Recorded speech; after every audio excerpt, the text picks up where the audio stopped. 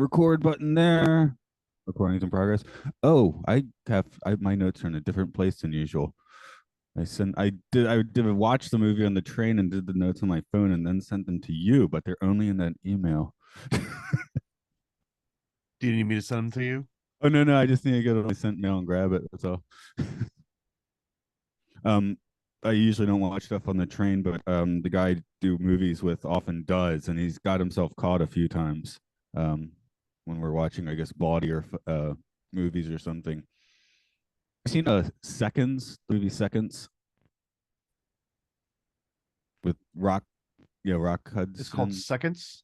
Yeah, it actually it's very I don't think worth so. it's very worth looking into. It's John Frankenheimer, I think. It's Rock Hudson is gets an offer from an old friend to basically rejuvenate himself and go through a process where the corporation like fakes his death and sets him up in a new place with like a in a Malibu house with Oh yeah, models yes, and he's got stuff. good reviews. Definitely good for Sweet, yeah. the No, I'm adding it to MK my list. Ultra sort of mind frames and all that sort of stuff.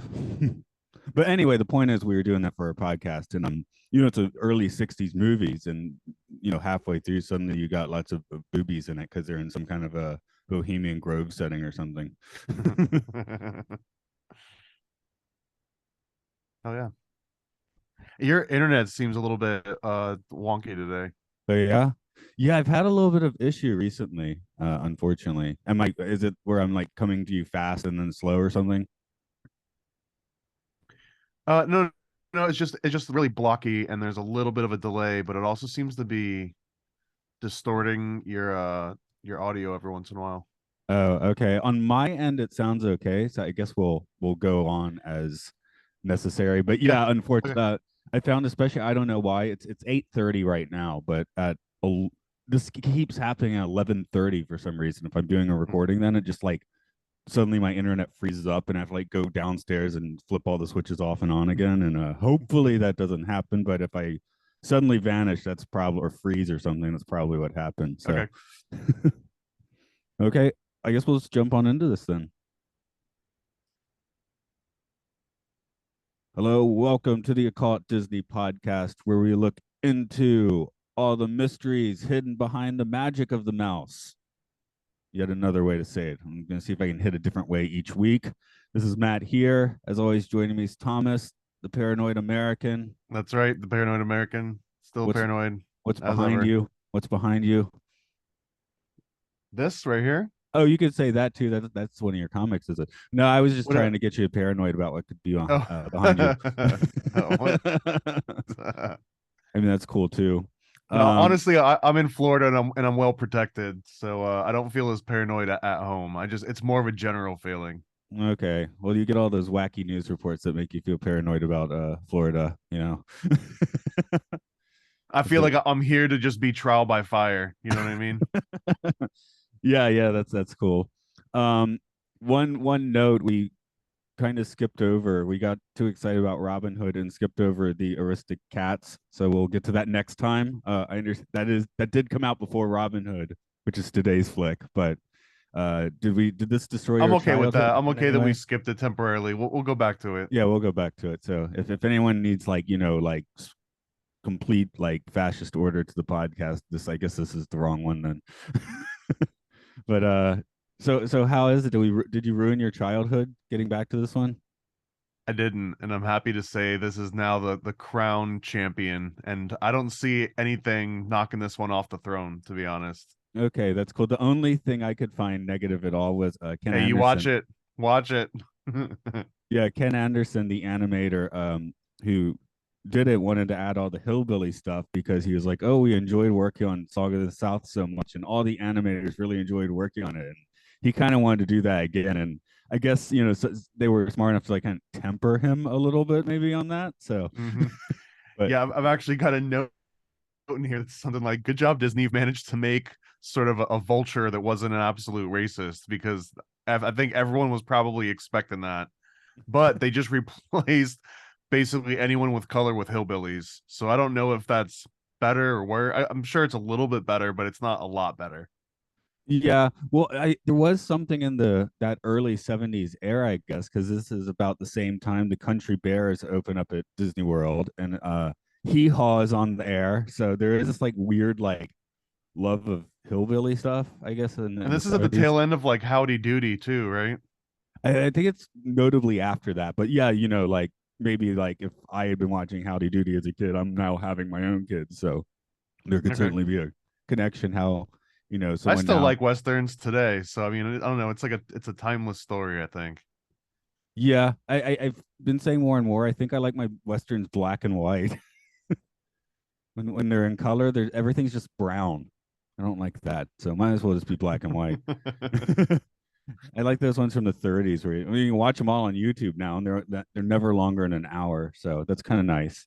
Um, It is nice. I've becoming to appreciate that more and more as we do a lot of these. My eyeball inevitably drifts to how long is this movie going to be, and then I'll see, and okay, okay. But every once in a while, you look and you're like, oh my god, there's no way this thing's 2.5 hours. Hello, Mary Poppins. Yes, Yeah.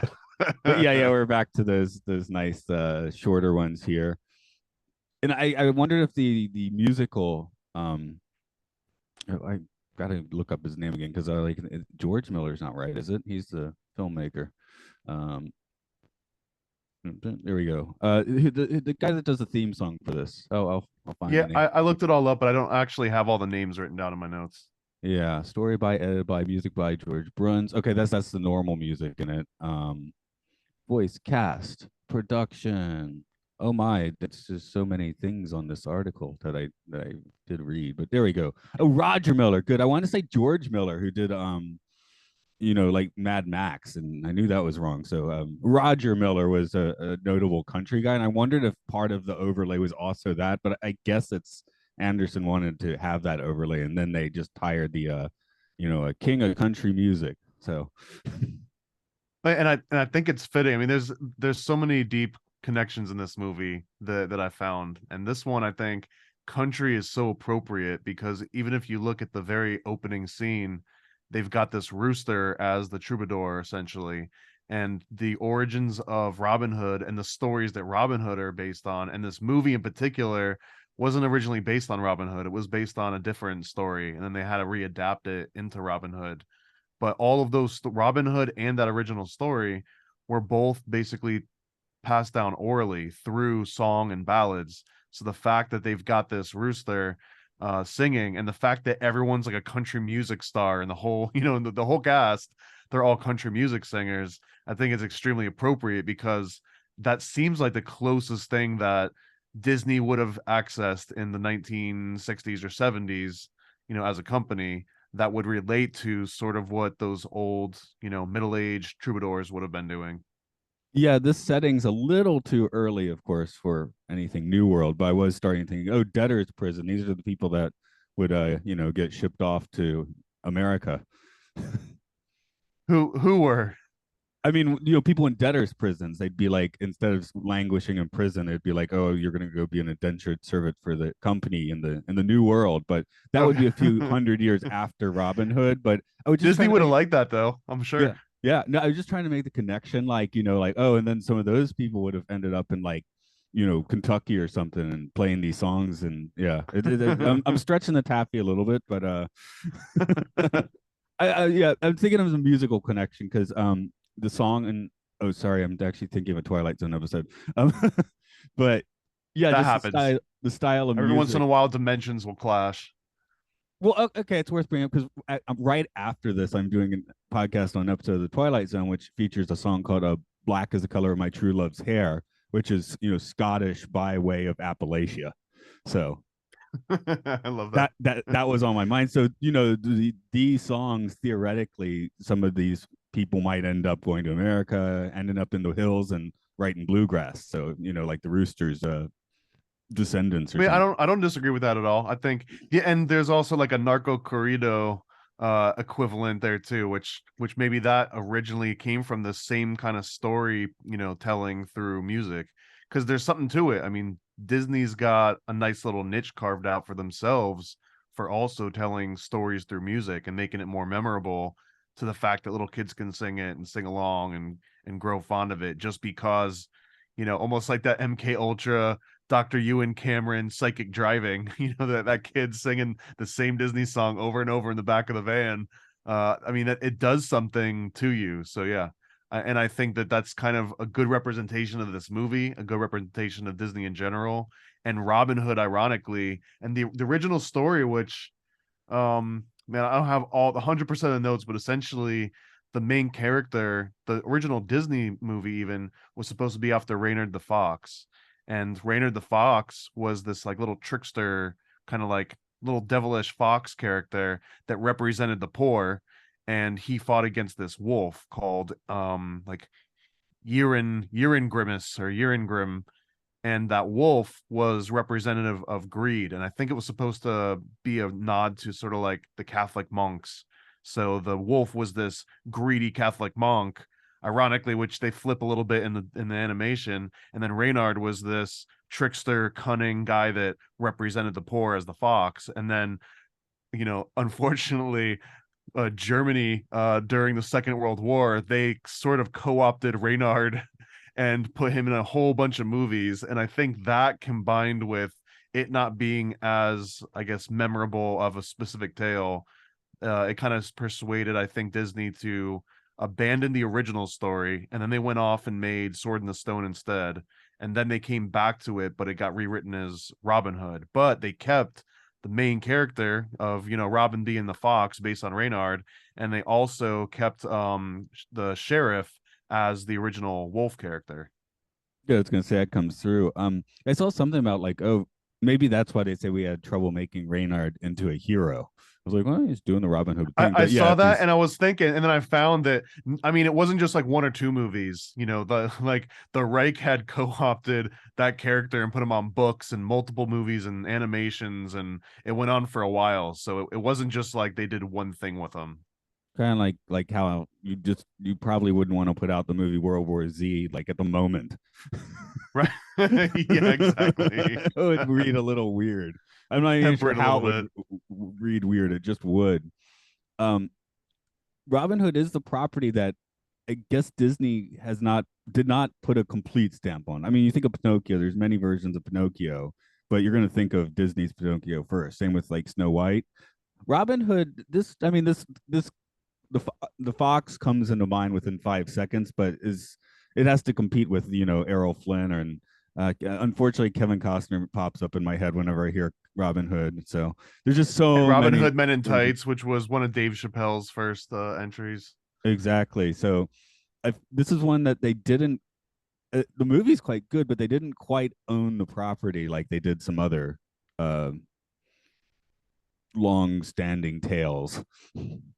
I mean, even honestly, I think the Kevin Costner movie might have taken more ownership over that Robin Hood. But again, this kind of is a nod back to, it wasn't originally Robin Hood. It was supposed to be Reynard versus the fox, or Reynard versus the wolf. They did Nicola the design though, like Maid Marian's wearing the exact same thing as the 1939 Robin Hood with Errol Flynn. The Fox costume is pretty close to Errol Flynn's costume, so serious echoes of that one, which would have Yeah, been. I mean, visually up, absolutely. But I think that there was another twist here, kind of like when we did Jungle Book, right? Disney tells everyone, don't read the original, don't watch any of the originals.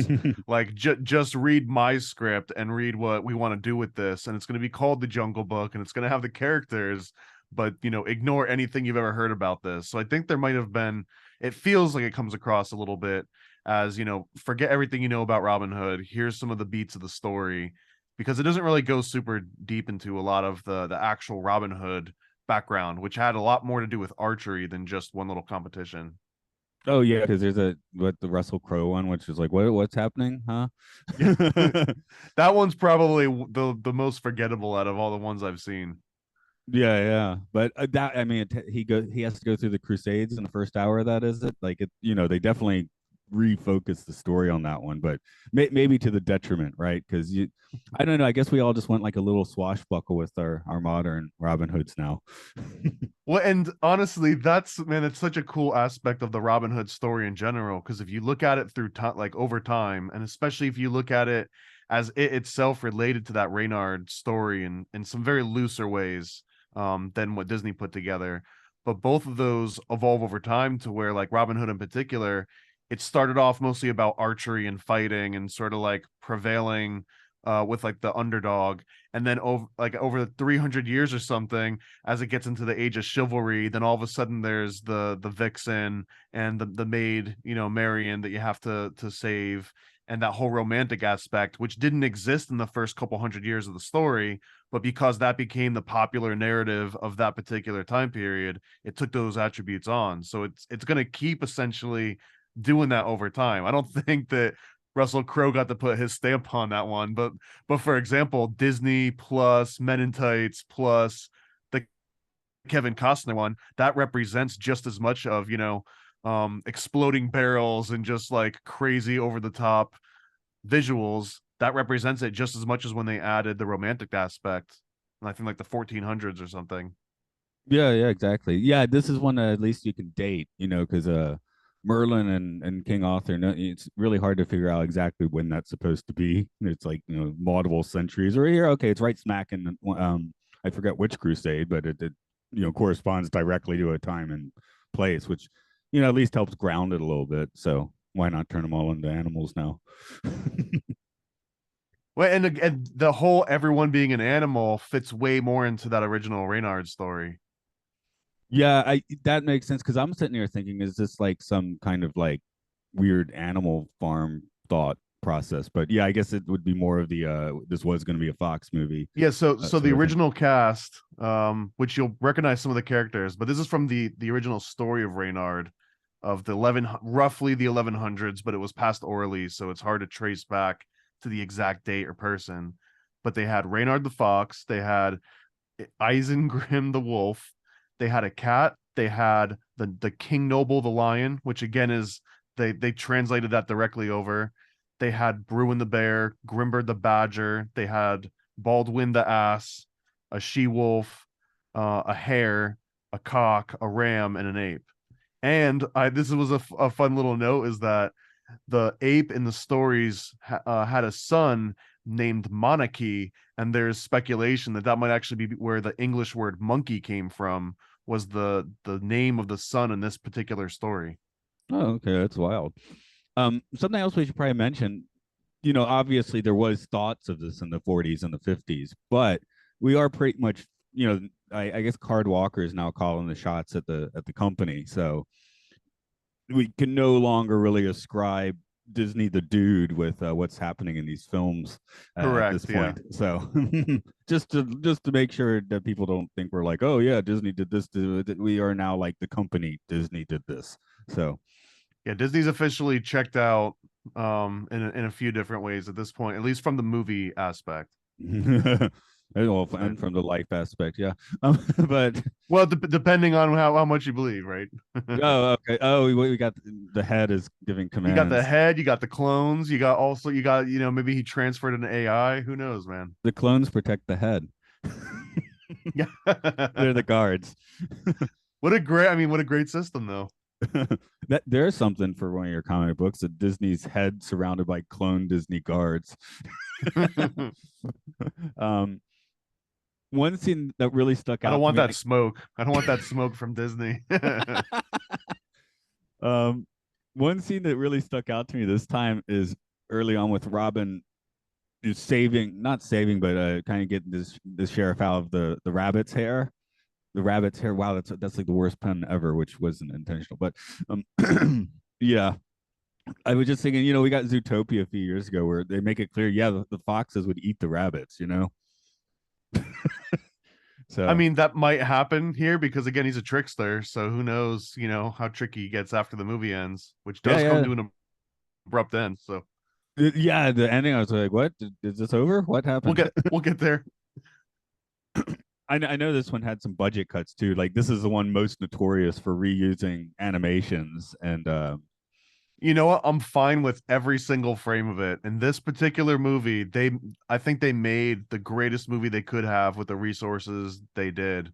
And yeah, like I'm almost like a Robin Hood apologist just because it didn't reveal any horrible backstories that ruined it for me. But also, this legitimately is the one that I had on play the most often as a kid. Like this one probably got worn out, and we probably even had to replace it or make a couple copies of it. Yeah, I had a daughter, so this got played. I mean, this got played once or twice when she was a kid, but I guess she's still kind of a kid. But when she was a kid watching lots of Disney movies, um, she wanted to watch the stupid Tinkerbell movies.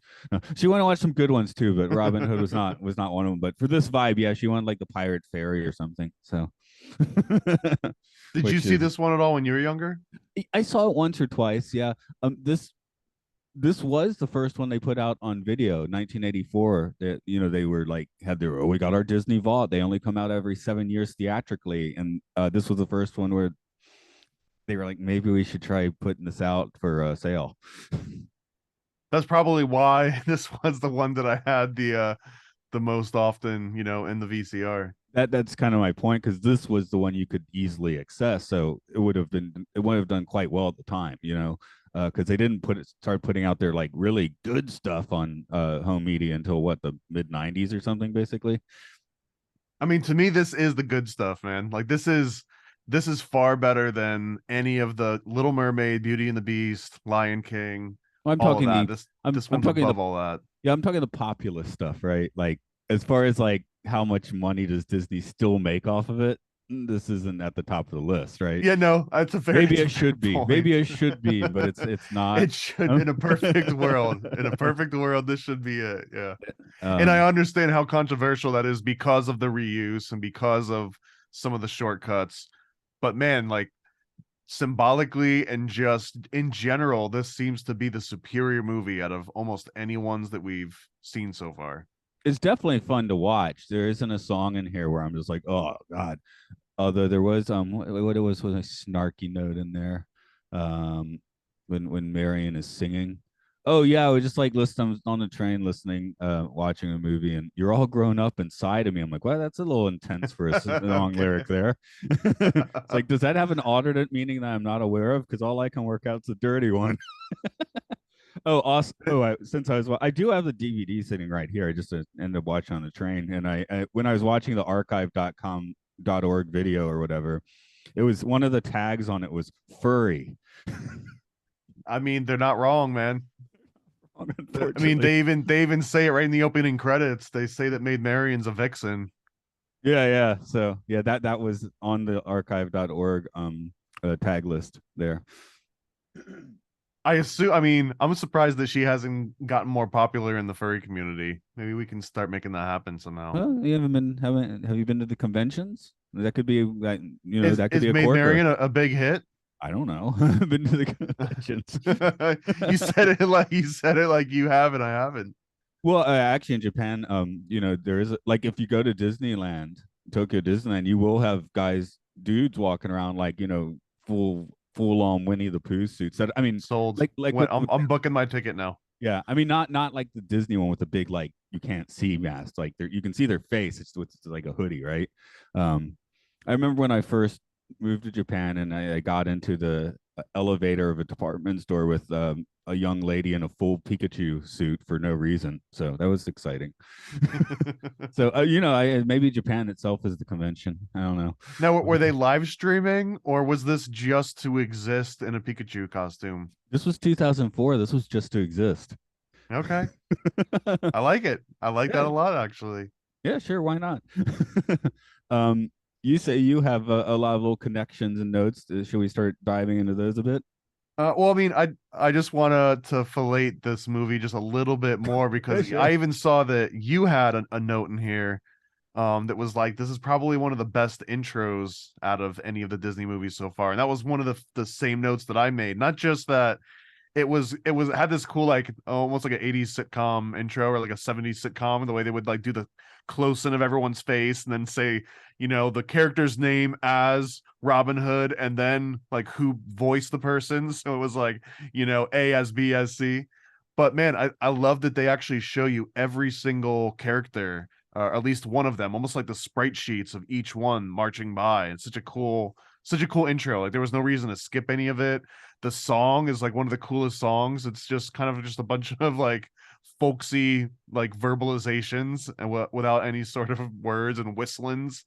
So I don't know. I love the intro to this movie so much. I can't talk enough about it. I read it felt like the Dukes of Sherwood was get a good start, right? The Dukes of Sherwood. Yeah, I like that. Although I slightly confused myself with my own note because just last night I had listening as I was going to sleep was the Dukes of Stratosphere CD. So I was like, is that a reference to that? No, it's not. Yeah, No, but just you're wanted syncing up with the universe is what it to, means though. yeah, so yeah, one of those times that yeah, all the And then it was sync. 11:11. You looked at your clock and it was exactly 11:11. Oh, I had a good 11:11 look. Oh, watching this movie on the train, I had an 11:11 Really? spotting. Yeah. So there, it all ties in.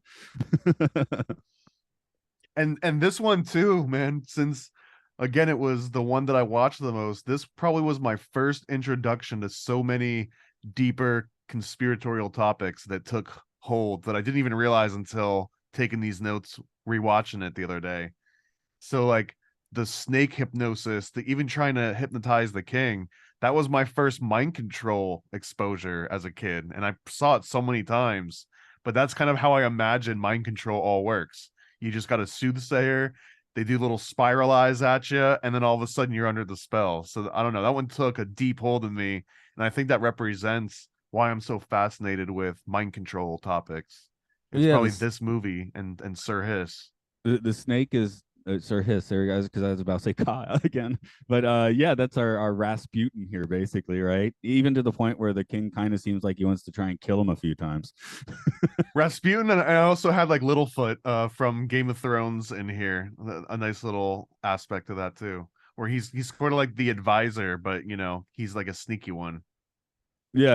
Uh, it So was again, it's also like my first exposure to cross-dressing, because you know, Robin and Little John, they end up dressing up as like two voluptuous women, and he puts on like thick makeup and everything.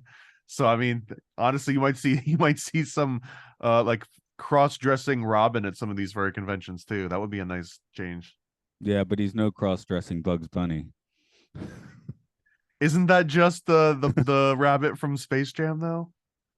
I guess well, I'm in the 40s, in the Warner Brother cartoons, they'd always have Bugs Bunny show up Yeah, true. to seduce That's Elmer true. Fudd, right? That's the one I want to do. So sorry, Disney doesn't get my franchise for that. Um, but yeah, like honestly, it doesn't bug me that we basically have half the same designs from the Jungle Book. Because I'm like, well, I liked him in the Jungle Book. Why shouldn't I like him here? It's like seeing the same actor in a different movie, which That's a great way to look at it. I mean, if you saw Jack Nicholson in another movie, you can accept that, right? Why not Ka the Snake as Sir Hiss now? That makes sense.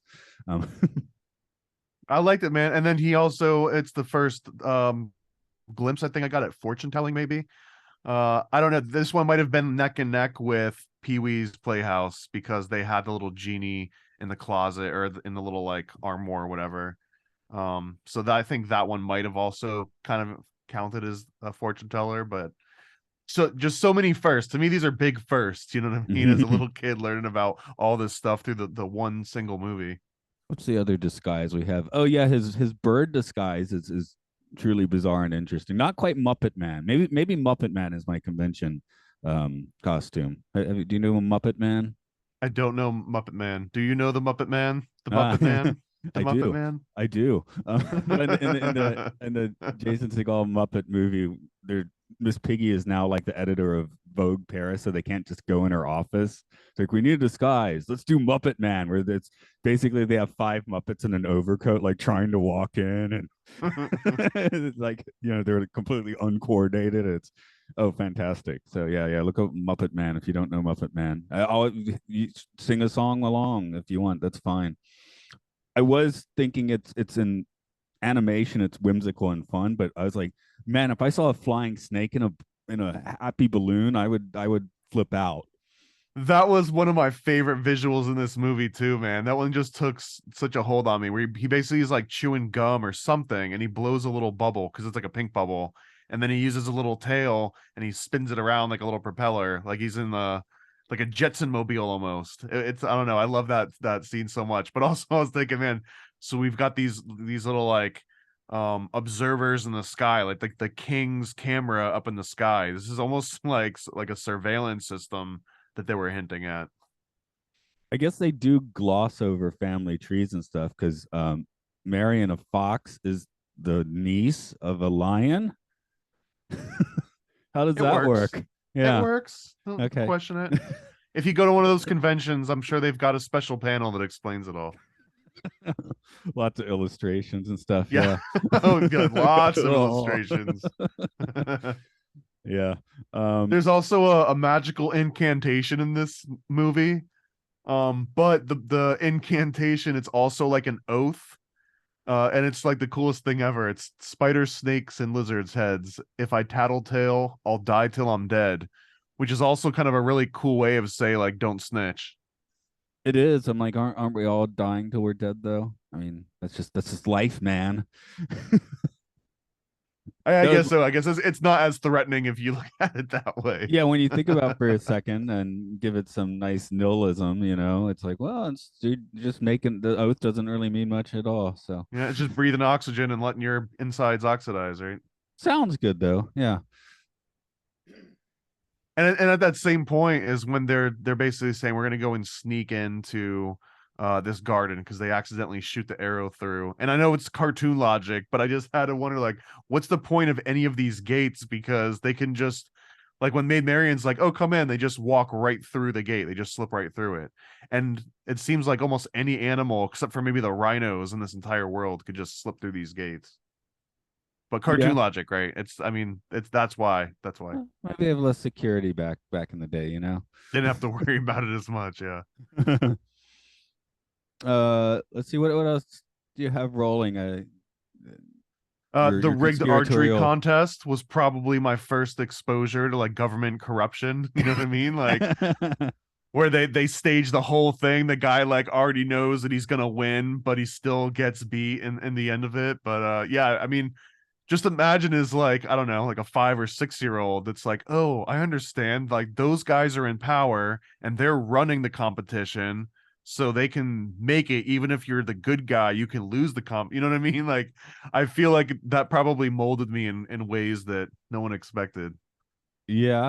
Another thing that came to mind is well, at first I was like, you can't tax the church, but he kind of does anyway. I mean, yeah, the weird setting for the church in this one, because one, he's no longer one of the merry men, right? Friar Tuck is now he's got his own little parish, which Right. seems to be the haven from the mean sheriff until it's not. So Yeah, I mean, I think that you might assume that in the story, but they never actually say that it's any kind of a haven. So when the sheriff shows up, you kind of already know exactly what's going to happen. It's kind of a heartbreaking scene too, though, as a kid, where they're like come and they steal this little mouse's very last coin that she was like hiding under her tiny little bed.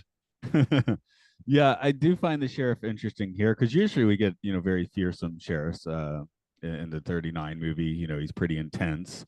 Robin Hoodman in tights, we get a nice intense sheriff, right? Yeah, here that's right. here he's just kind of goofy. I said I guess I wrote he's like a proto Bill Clinton. Well, Oh, proto guys, who? Bill Proto Bill Clinton. Clinton. Oh, Yeah. yeah. I mean, yeah. All they're missing is little Red Riding Hood, or a few little Red Riding Hoods. The thing is, what after I made that note pretty early on, so I watched the rest of the movies. Basically, got the right voice. And a little bit of the build. Yeah, yeah, a little bit of the build, yeah. So anyway, that had me kind of like, yeah, giggling a little bit watching this. A good joke that obviously was not baked into the original. Although I guess you already have like shady Southern politicians and all that, so it's not Well, too. Annie goes right to killing somebody. Like that's his first solution to fix a problem is he's just gonna kill somebody. So that's another thing that I think he's got in line with the Clintons. Yeah. So that I wonder if that's kind of another thing that would like light a little bit of a fire under people though, being like, hey, this guy like has the veneer of a nice dude, but he's horrible. Does he come across nice? Oh, you mean are you talking about Clinton again now, or or the sheriff? Well, the '90s Clinton and sheriff. You got '90s Clinton playing saxophone on TV, all Oh that yeah, on stuff. This guy, Animaniacs, of course, man. How could a bad guy ever be on the intro of Animaniacs? yeah, this guy just kind of ambles in. Hey, everyone, and then I'll take your money there. Thanks. Oh, it's all right. I'm just collecting my taxes. Yeah, I mean, but he does say that, if you keep complaining, you're gonna preach yourself right into a hangman's noose, and that's exactly what he does. Oh yeah, he gets intense in the end, doesn't he? But that's where the veneer is. I guess it's kind But of that like that's also a point of almost every Robin Hood adaptation I think I've ever seen too, is where Robin Hood has to go and save the person that's about to get hung. It doesn't play out the exact same way in every single movie, but like it's kind of like this major plot point towards the very end of the acts. right, right. But I'm just talking as far as the characterization of the sheriff. He's just like that smiling face that's gonna, has a knife behind his back, right? Yeah, he's just a big goof that's gonna kill you. So, which is your favorite character design here, even if it's a reused one? Honestly, I think I just like the snake the most, as far as the most obviously redesigned ones, but I'm a sucker for all the rabbits. The rabbits I really love, like the voices, everything. I don't know. Yeah, It's really hard on this one. If I was into the furry world, I could see Robin and Nate marrying, but honestly, I think it's Sir Hiss. I even got a little Sir Hiss little Funko somewhere mhm. behind me, and I don't really collect Funkos, but I just happen to really like him. I don't remember if it was in the form of Ka or Sir Hiss, but he was. I felt like he was kind of the star of the, not the standout of the Mickey Mouse review, which opened with Disney World, or was shortly after. It was there in the '70s. They moved it to Tokyo Disney in the early '80s, so you probably didn't see this. And I think No, I don't know anything about this. it's now been changed to something else. But you go in, you'd see a little pre-show movie which had like the most '70s thing ever. It was like playing the Mickey Mouse theme, club theme, like the disco version with kids running up to Disneyland World, whatever it was. Kids And then you, Incorporated, right? yeah, yeah, well, except more '70s, but yes, that kind of vibe. And then you go into the main room, which was a theater with something like 40 something animatronics, and it's just Mickey Mouse and all the Disney characters putting on the show. They had Oh some in the God, this is Five rafters. Nights at Freddy's all over again. It kind of is, but Ka or Sir Hiss, I think it's in Ka form there, but he plays his, since it's a Mickey Mouse review, there a lot of them are playing instruments, and Ka plays his tail as a flute, which is fantastic. Okay. Like the animatronic Ka plays his tail as a flute. I thought you were gonna say a synthesizer. Oh, that'd be cool too, like a guitar. Yeah, no, Yeah. no, it's yeah, it's got a flute there. So I got another note that this was also probably my first exposure to Punch and Judy, which we could probably do an entire episode on, just the symbolism of Punch and Judy, but the two hands that are like hitting each other in the little puppet show. Yeah, I teach kids that you occasionally have to do that, right? Well, I usually just attack kids with the Cookie Monster, but yeah. What does that what does that mean? I have a full size Cookie Monster puppet, so I'll sometimes take into classes, and just like, what's your favorite food? And if they answer anything other than cookies, he'll get angry at them. It's How these. angry are we talking, man? Oh like I got the guy on my hand. I'm talking to the kid. What's your favorite food? I'm like, it's their second language. They were thinking about it, right? What to say. I'm like, okay, pizza, sushi, cookies, ramen, spaghetti, cookies. So yeah. So I'm traumatizing kids with the Cookie Monster. But it's funny because some of the will just start answering like if I have the Cookie Monster, they'll be like, my favorite sport is cookie toss. Yeah. Like, did I just Please don't murder me. yeah. Don't murder me, Cookie Monster. No, Saturday mornings I don't take out the Cookie Monster because I think there's a girl, or like a 6-year-old girl or two, that are actually terrified of him. So I have to leave him in the closet for on Saturday mornings. She refuses to eat cookies anymore. She's not into my class. They're just like, oh yeah, she gets freaked out when she sees the Cookie Monster around. I don't get that. So but yeah, yeah, all cookie related answers. Your favorite fruit must be breadfruit, that sort of thing. Yeah. So I'm kind of doing my own horrible versions of mind control, I guess. You have durian out there? Who? Durian? Durian fruit?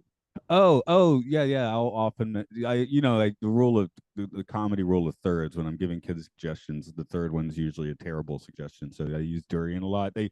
I didn't know about durians until I lived in Japan. Actually, Really? Have you um, ever had one? I've had dried durian. That was fine because it was dry and didn't smell like the end of the world. Yeah. Okay. The smells that get me regularly is do you know natto? I don't know natto. Who's natto? These are fermented soybeans that Japanese people like to eat for breakfast, put it on rice or Hmm. whatever, and it's super sticky and it just smells like 5,000 dirty feet. Go This is on. so like like it's like please put it on the other side of the table because it's if you smell it and you're trying to eat it, you're like no, no, thank you. Again, it's supposed to be very healthy for you.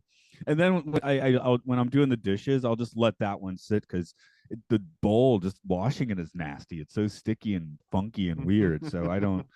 So yeah, natto is not. There's like some foreigners like make it a point of pride, like I like natto, but I've never been able to cross that bridge. The other one that kind of gets me for smell wise is dried fish on the table. If someone's left a container open, you get that dried fish smell. Not my favorite. So I don't know. I'm getting You're in the pickier wrong as I get place for it older. though, aren't you? Like, isn't that one of like the main snacks? Yeah, yeah, it is.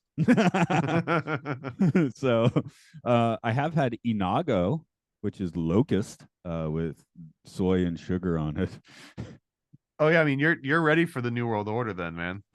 I mean, me too. I've had what like barbecue and ranch. I've had cool ranch flavored crickets before, which weren't Oh, too bad. And I actually fell in love with what they call either lemon ants or honey ants. They were actually so good that I killed them and I wanted more, and not just because I was trying to be funny about it. It was like mind blowing that you chew on these little things. They're almost like lemon flavored pop rocks. yeah, yeah, yeah. With the inago is like the taste is fine, but one it's a bug, and then the legs get stuck in your teeth, and that makes you Yeah, unhappy. the same with the crickets, man. Every once in a while, you get like a mandible, and you're like, it's not just a pepper flake; it's like an actual little thing with like feelies on it. I don't know. I get the same thing too. I do. Like, have you ever had lengua before, like cow tongue?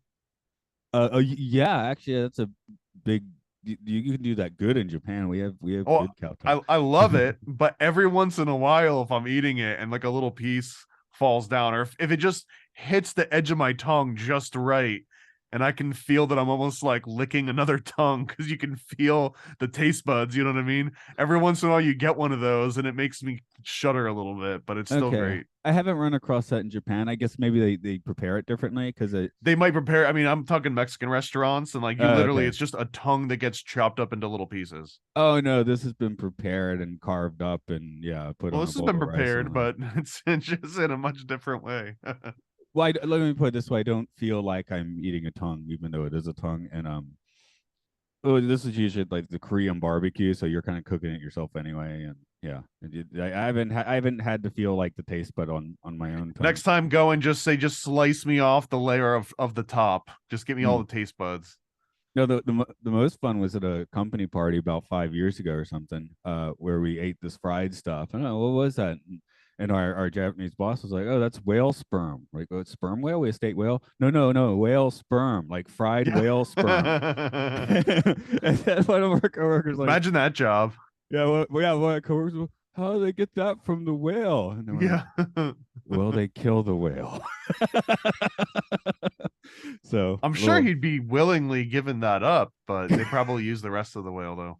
Yeah, they use the rest of the whale. But yeah, we were like, oh well, I guess that's now the weirdest thing I've eaten. Okay, that or the locust. I'm not quite sure which I should I claim. mean, if you think about it, that might actually be more sustainable as a long-term food source, as long as you don't kill the whale, right? Yeah. It because it has to be significant. It has to be filled with protein, and it feels like it would be absolutely renewable, and Mm. nobody gets hurt in the process, what's right? what's The your opposite. what's your job? Milk whales. But we could all do it, right? Like We could if all, we all did it, then it wouldn't be weird for anybody. especially we'll all do it together. It won't be weird at all. Yeah, that's right. Sure, it's just a nice Just to normal make eye Saturday. contact. We'll form a big circle. I mean, you actually need like a full circle of people in order to pull it off. No, No, no put offs. It's supposed to be that's right. Hey, it just needs sustainable. to be renewable. Okay. I guess we should probably get back to this movie. I did keep just writing Baloo and Ka in my notes, I guess, but yeah. I like Baloo and Ka though. I'm happy to see them in this movie. That's why I'm doing that. So it's out of charm. Yeah, I have no ill will towards any aspect of this movie, which is absolutely rare for me.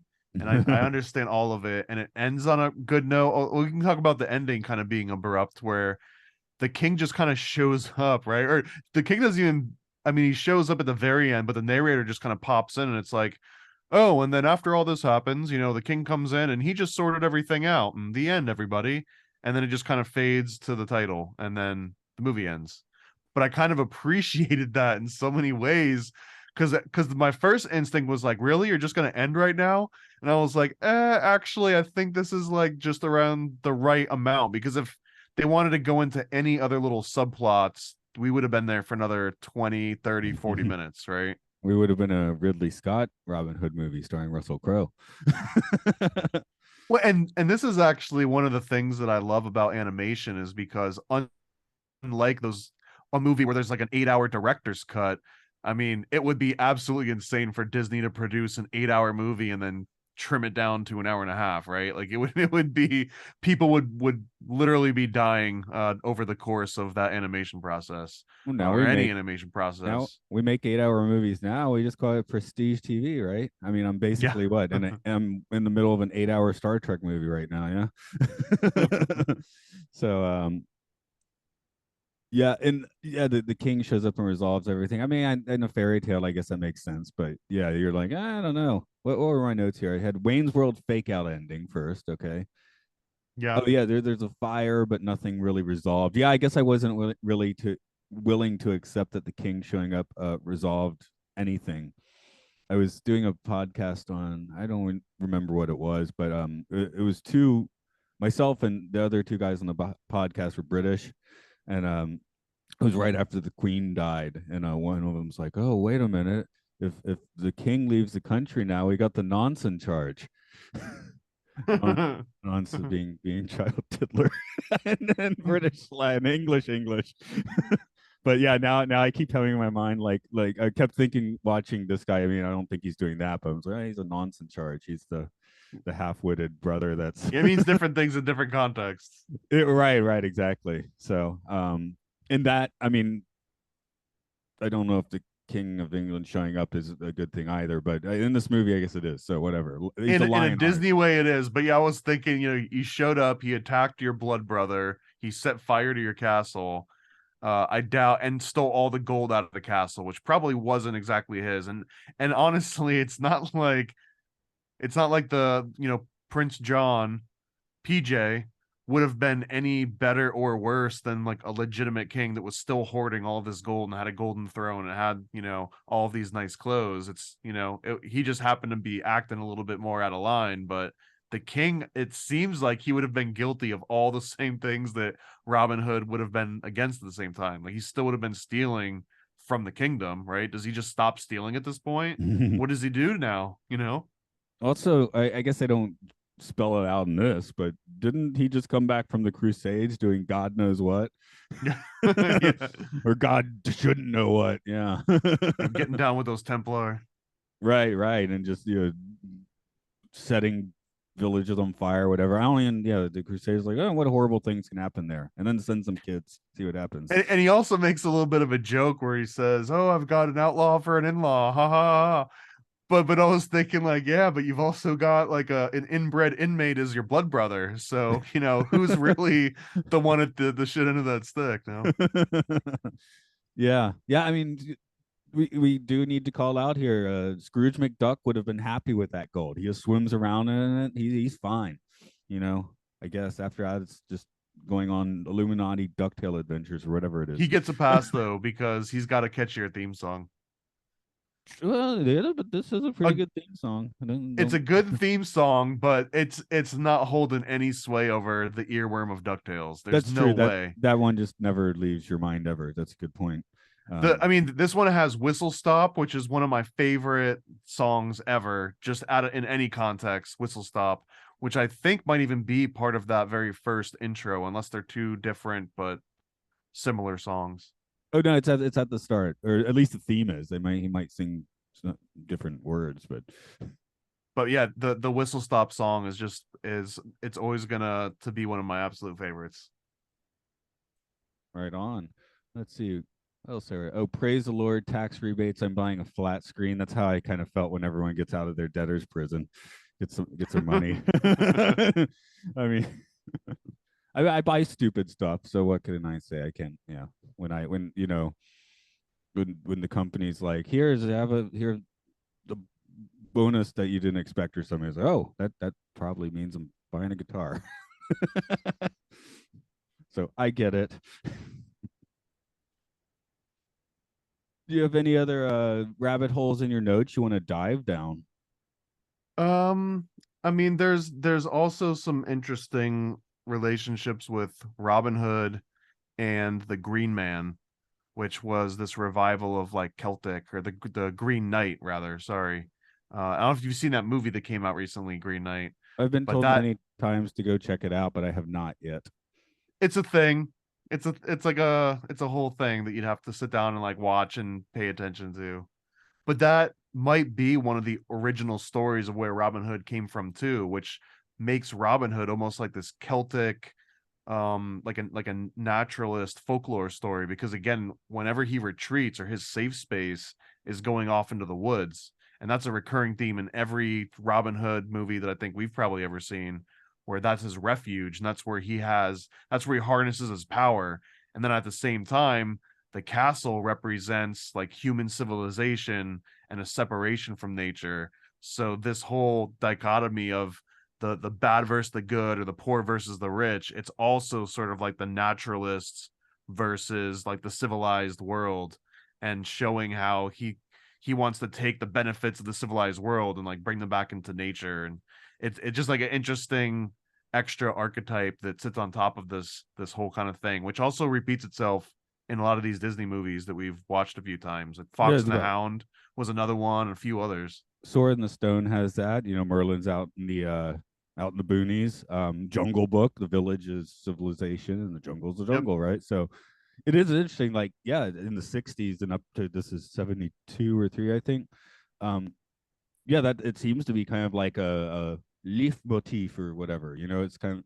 I'm sitting here thinking Pinocchio is more of a series of vignettes. Dumbo is more like vignettes. Yeah, we kept talking about how the earlier ones were kind of like, oh, it's like here's 5 shorts you could carve out of this movie, right? Whereas now it seems to be using this formula a little more. But yeah, it's not an obvious formula, I guess. So it's probably functional, you know, because you can This completely one has change some those very settings. strong acts. I think they all do though. So far that all the movies have had some pretty, except for bed sticks and boar knobs, whatever Broom the knobs, hell. yeah. But that's not fully animated, so I don't know if that really uh, fits in the milieu. I mean, we obviously talked about, so it fits that way. But yeah, And then another interesting one too is that the rooster, I don't even know if they mention his name, but the rooster's name is Alan-a-Dale, who was in the original story one of the merry men in Robin Hood's little gang. That's the troubadour guy. So I thought that was just interesting that that was a way that they sort of incorporated this.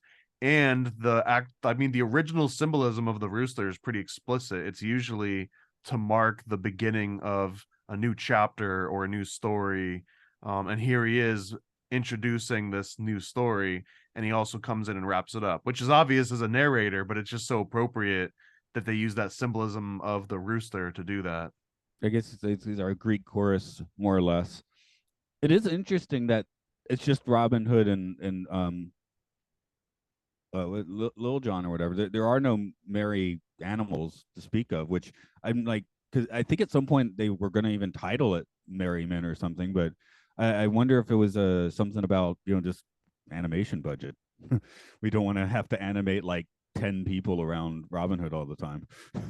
Uh, maybe, but I also think that for as many characters as this movie actually has, they all have really interesting, unique backstories and personalities and characters. Like if you go to Bambi, right? You had Thumper and you had Bambi and you had the skunk, but then there was also like a whole bunch of other rabbits that were just like faded into the background.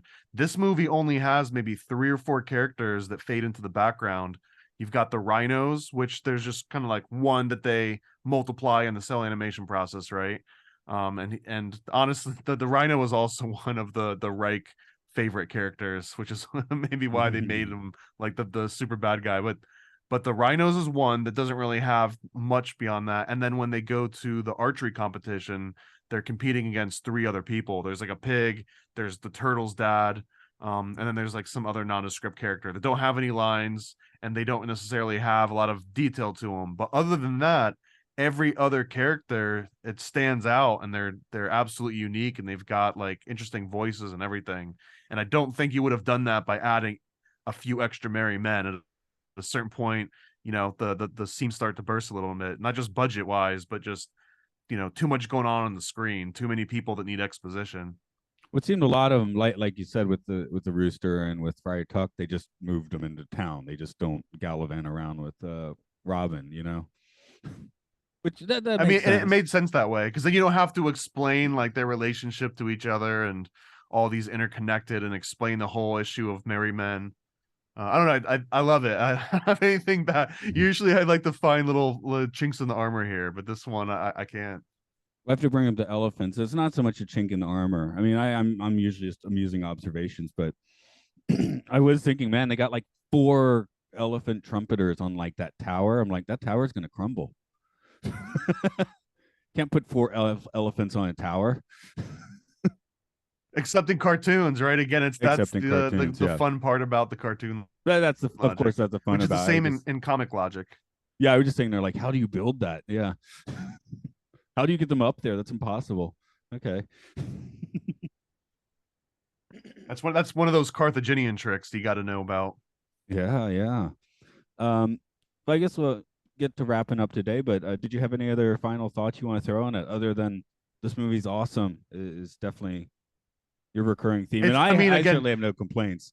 I love the movie, but yeah, I mean, it just blew my mind. My first intro to mind control, cross-dressing, government corruption, fortune telling, incantations, like not snitching on your friends, blood oaths, just all of that. I mean, we're talking about a Disney movie. Usually, this is where one of those Disney conspiracy podcasts would start blowing up. It's got mind control and it literally has all of those things in it, and they're not even like subtle, right? Like the snake is actually mind controlling the king within the first like 5 to 10 minutes of the movie, and it's such a normal occurrence that the king's like, no, no, no, no, like not now, right? And the snake's like, oh, I was just trying to help. Where it's like, oh, like the king just regularly gets mind controlled by a snake. That's kind of a cool concept. I don't know. I don't know. Every single aspect of it because it's not all veiled. So then I don't know. And on top of that, the fact that there was no, as you would call, nonces that were involved in the direct production of the movie definitely helped out a lot too. Yeah, for sure. I don't want that to become like a new standard or anything, because then I can't watch any Roman Polanski movies or a whole bunch of other ones. But it was just, it's weird because people make those claims about Disney movies or like the stories they're based on so often, and you pass it off, right? You write it off like, oh, you're just being like that. But then you look into the backstory and it's like, oh, I wish I didn't know that. Yeah, for me, the most disturbing iteration, I guess, would be. I don't even like Elmo, but I guess I like, it was like when Kevin Clash took his hit for doing horrible stuff after 30 years of Elmo, and that's pretty weird. I he did mean, he did yeah. puppets on Labyrinth, it's like, oh, I don't like that. I mean, I like Labyrinth has Labyrinth. some Dude, Labyrinth has some sexual undertones to it. Oh yeah, I mean, I just did holy a cow. podcast on that a few weeks ago, and one of my co-hosts was saying when he was maybe like in his early 20s, he watched with a girlfriend, and she was like, "Yeah, we call all penises David, so we can say there's David's David." So Dude, that movie is so weird too, because even if you get over the fact that he's seducing this clearly underage girl, he also is like seducing a clearly underage baby, and like in any other context, right, a guy that is so obsessed with this little baby, I don't know, it's such a weird freaking movie, man. Well, that's why I didn't get into David Bowie until the late '90s. I was terrified of him for years. You weren't wrong, man. He had a huge bulge in that movie too. They weren't Yeah, like trying to hide David's anything. David. Yeah, Yeah. yeah. But Power of the babe. I do I think I kind of worked out what my track is on this movie. I'm sure I saw it a few times as a kid, and then in the late '80s, I taped the Errol Flynn one off of TV, and like in a 9, 10-year-old brain, it sort of like supplants. You know what I'm Mm-hmm. saying? Like you kind of forget the old one existed. I had the same problem with Buck Rogers and Logan's Run, where I was like, I like Logan's Run, but I feel like there's something missing, and then that would have been Buck Rogers. So maybe that's how it was like. I like this Errol Flynn movie, but something seems slightly off, and it's probably like older memories of this movie, right? Probably. Yeah. So it is interesting how like in developing, you sometimes cross wires like that a little bit and figure it out many years later, like, oh wow, those are two completely separate things that I kind of conflated as one thing in my head. And I do have another final parting thought on this one, and maybe I'm wrong, right? But I didn't see any major sequels that ever came out of this movie, especially considering how abruptly it ended. Do you know, have there been like Robin Hood 2, 3, 4, and 5 and everything? I don't believe so. I mean, they could have. See, in the '80s, they had the Gummy Bears, another earworm song, right? Which that to me seemed like something about this movie didn't sit right with Disney, and I don't know what it is. Maybe they burn out on their hillbilly phase in the early '70s and just didn't want to go back there. That could be it, honestly. But man, if any Disney movie deserved a sequel, this is the one. Not all of the ones that have gotten all the weird. See, no one needed 102 Dalmatians. If anything, Mhm. we needed the actual sequel that was written where dogs fly out into outer space and they talk about nuclear war. But we didn't get that one, right? We got a whole bunch of other weird sequels and direct to DVD type movies. But I don't know. This one deserved one. Yeah, one of my friends listened and he said the starlight barking actually made him angry. Real That's so much cooler than anything I ever would have imagined out of a sequel. And I really wish that Disney would have made that version, but I Oh, understand the, the why they the the didn't. fun version of angry, not just it's like, oh my god, why? Yeah. That version of angry. So it is the fun version of angry at least. But yeah, I know I have a photo with one of the characters from Disneyland, so I at least have a few walkarounds of people from this movie, I think. But it's been quite a while since yeah. That was 15 years ago. So yeah, it does seem like a weirdly ignored property. Again, this is the first film they felt they could put out on home video because they're like, yeah, let's put that one out. We still got the good ones in the vault. I'm not talking about your taste there. I'm talking about the attitude at the Disney company. How dare you, sir? Yeah. So I don't know. And I know this is sacrilege, and I've mentioned this a few times before, but usually when I watch these movies, I'll watch them at like 2x or something, if I really have to. And this one I didn't want to, right? I played it at 1x and I watched it at 1x, but then I wanted to go back and take a few extra notes. So I played it at 2x. And let me tell you, to the booze of many, I'm sure, the movie might even be better at like 1.7 to 2x. The songs are better, like the cadence of everything is better. Every once in a while, if there's a character that talks particularly fast in a scene, you can tell that it's a little bit faster than it should be. But other than that, I swear my brain switched over to a point where I accidentally walked away and came back, and it started at 1x again, and it felt like it was playing in slow mo. So I put it back on 2x, and it was like, man, this is great. I don't know if there's not a metric out there for movies that are good to watch at 2x, maybe this would be a good example of where to start. I think, yeah, a lot of animation can kind of work that way. I think, especially older animation where you can't just. Usually where it breaks down to the songs, though, the songs tend to not work as well at 2x. This one in particular, they worked great. Now they're hyper. I was gonna joke, oh, I guess they should make a live action version of this, but in April 2020, it was reported that CG was developing a live action remake of Robin Hood. Although that Is was that three true? years ago. That was 3 years Okay, ago. I hope So that never happens. same here. I was gonna joke about it because there's so many live action But versions of that Robin Hood. taps But into the conspiracy, right? That they just make an inferior, crappy remake just to boost the numbers of the original and get people to fall in love with the original again, and maybe then we get the second sequel that's animated that comes out. So I've got faith that there might be some bigger Illuminati style Disney plan behind all this. I don't even think that's a conspiracy, man. I think that's just a business plan. I mean, potato tomato, no. It's like I see the live action current ones. It's kind of like buying bonds, right? They're going to pay off later when the older War bonds, yeah. yeah, when the older movie starts make some more bank because people are reminded of it, you know. So that I think that's the main purpose of these live action ones is yeah, basically like buying bonds. I guess it's a creative way to buy bonds. I just wish they had managed to make some better movies out of it. Now But I maybe could do it. I that's could do like a hip hop Robin Hood if they wanted to remake it and throw like Drake in there or something. I think I could actually stomach most of it. you could Like the do like Elvis remake, right?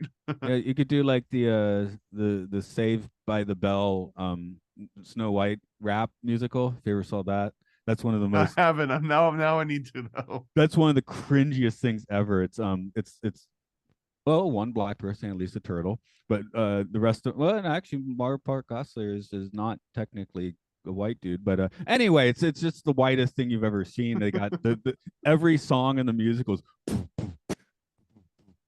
like they only have this one beat, and it's just like, oh, you're singing like, please no, please don't do this. So Top that. Top that. Right. yeah. It's. I'll see if I can find a clip for you for that. That's one of the cringiest moments of film you'll ever see. Well, a video. They didn't shoot that on film. That'd be stupid. They shot the new one on film, I think. But yeah, that's one of my weird obsessions because I get home from school and watch it. So I see there's a mind control. Some of my memories I can't tell if they were saved by the bell or high school now. So I mean, they also had little hypnotic swirls in the intro to that show, so you might not be completely off base here. yeah. They 90s early 90s design like hypnotizes you. So, yeah, it's when they put everything on the walls. I heard recently about someone in the late 90s at a mall in Pennsylvania, New Jersey, just locked the doors to the Burger King and left in the mid 90s. And it was like a time capsule. Someone finally opened that door not long ago and found just like a perfect condition like 80s Burger King with all the insane like stylings on the wall and stuff. That might just be the cover story for an actual portal into the past. Oh yeah, that'd be cool too. I don't think they're serving hamburgers anymore though, so you could not get a Whopper, because the place was closed. No, in a proper Twilight Zone, of course, you'd get your Twilight Zone Whopper. So, Well, they definitely don't want anyone to see how big the Whoppers used to be compared to today, so they'd rather that just not exist. oh yeah, that's a good point. I guess we'll get put the kibosh on this one today. Of course, this is the Occult Disney podcast. We are on Twitter. We're on Facebook. I just forgot to check the Facebook page. Okay, but we are on Facebook as Occult Disney. I checked the Twitter, so yeah, if anyone wants to say a howdy, do it there, I guess. On Patreon, we do Podcastius, where you can support this and other podcasts, including the one I do about the Twilight Zone, Time Enough podcast, and what else do I do? Oh, I was about to say Occult Disney, but that's this one. No, we're starting Films or Filth, where we're going to go over the top 100 and bottom 100 films as rated on IMDb and decide if it's a film or if it's filth. So, I mean, I guess we kind of stacked the deck, but hey, we're going to find some films that are supposed to be terrible we love, and probably vice versa. So that's going to be part of the charm of it. What's going on in your world? It is actually this is tomorrow, so you can be very up to date. Well, that's good because I actually somehow found a domain. You can go to nasacomic.com and sign up to get notified for when this NASA book comes out. It stands for Never a Straight Answer, and it's about Stanley Kubrick directing the moon landings. It's a full color, more than I think it's like a 48-page book here, and it's got all kinds of cool backstories about Stanley Kubrick and moons, and it's got little like tidbits about Eyes Wide Shut and Clockwork Orange and just all kinds of. If you love Stanley Kubrick and if you like anything about the moon landing theories, this is absolutely a book that you would love. So you can go to nasacomic.com. This is basically a love letter to conspiracy theorists and Stanley Kubrick fans. And then as soon as I get, I think around like 100 or so people that have clicked on notify me when this campaign launches, then I launch the campaign. So as soon as I get enough interest, this one will be released and you can grab a copy of it. All That's right. at nasacomic.com. Groovy. Okay, I guess I'm gonna go practice my archery. I did some archery as a kid. I wasn't very good at it though. It's a I Boy did the Scout. most Florida thing ever. I've done crossbow fishing, That's what I haven't done and I actually caught a crossbows. fish. Oh, okay. That sounds weirdly satisfying. And Maybe. it felt like the most Florida thing that I've done in a very, very long time, because it was like raining and we're out on this like crappy little boat. Everyone's got like a thick Robin Hood accent, Disney Robin Hood accent, and I was the only one that actually snagged the fish. But man, it was just like this huge fish with just blood getting all over the place, and it was a great experience for everyone except for the fish. Okay, that seems like a perfectly fun place to cut, so I'll do it Okay. there. Okay. I guess this one I will put out tomorrow. So I don't know if we'll have time to do one for next week or not, but I have a couple like kind of fill in the gap things I can throw in for a week or two just to keep a weekly schedule um, from that. Okay, yeah, I'm about to be loaded up with a bunch of million. I've got like two a night now. I actually have one in 20 minutes from Yeah, now. same here, but But I'm yeah, not that. I want to do the Aristocrat. If you're still down, I'd love to maybe also watch the Aristocrats Yeah, comedy I, documentary and I mix those had, two together. I had So that on mind. I'm not sure if it makes sense, but the pun makes sense, and I want to see that movie too. So, honestly, I don't think the Disney Aristocrats movie is enough fodder to have fun with, unless mhm. we. I mean, there's something there, but man, if we can mix it with the I don't know how much we can repeat from the documentary. But it'll be fun to see what we can do with it. But hold on, just real quick. I'll tell you. I from the we started doing this on that oral hygiene podcast, which I pretty much stopped doing, but and this being in lieu of that more or less. But let's see. I know we did one on the Disney character training videos from the 70s, so I could post that next week probably. I'm looking at my list to see if there's any other Disney in there besides ours, of course. Mhm. Anyway, next week I'll do the character training one. Oh God, actually did a lot of episodes of the show. Okay.